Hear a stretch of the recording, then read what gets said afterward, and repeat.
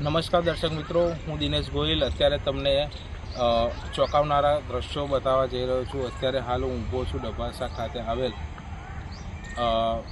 ડભાસાથી પસાર થતી mini Narmada canal પાસે। અહીંયા આપ જોઈ શકો છો એમ દ્રશ્યોમાં કે અહીંયા મિની નર્મદા કેનલ પસાર થઈ રહી છે અને એની બીજી તરફ આપને બીજા પણ દ્રશ્યો બતાવીશ। અહીંયા એક care For Shine Pharma private limited નામની કંપની આવેલી છે, આ ડભાસા ખાતે આવેલી છે। અને પહેલાં તો કંપનીના દ્રશ્યો બતાવીશ કે Care For Shine Pharma private લિમિટેડની આ કંપની છે।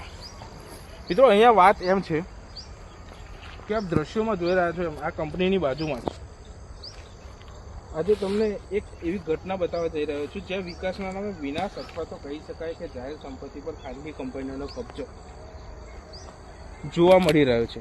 નર્મદા કેનાલ જે ગુજરાતની જીવાદોરી છે તેની સુરક્ષા સામે અવરજવર માટે બનાવેલા રસ્તા પર હવે એક પ્રાઇવેટ કંપનીઓ પોતાની હક જમાવી દીધો હોવાનો આક્ષેપ ઉઠ્યો છે।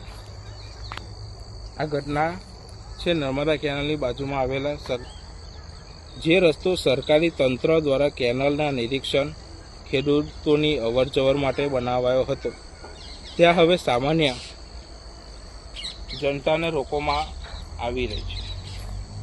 કંપનીએ નિયમો નેવે મૂકી જાહેર મિલકત પર કબજો કર્યો હોય તેવું સ્પષ્ટ દેખાઈ રહ્યું છે। શું તંત્રની મંજૂરી વિના કોઈ ખાનગી કંપની જાહેર રસ્તો જાહેર કરી શકે? તરફતો સવાલ, શું નર્મદા નિગમ અધિકારીઓ અને દબાણની અજાણ છે? કયા અધિકારીએ care For Shine Pharma private limited નામની કંપનીને આ રસ્તો પર પ્રતિબંધ મૂક્યો છે?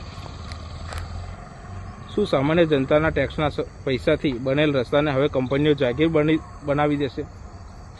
આ બાબતે જ્યારે સ્થાનિકમાં જોવા મળી રહ્યો છે ત્યારે જોવાનું એ રહ્યું છે કે જવાબદાર તંત્ર આ કંપની સામે લાલ આંખ કરે છે કે પછી આડા કાન કરે છે।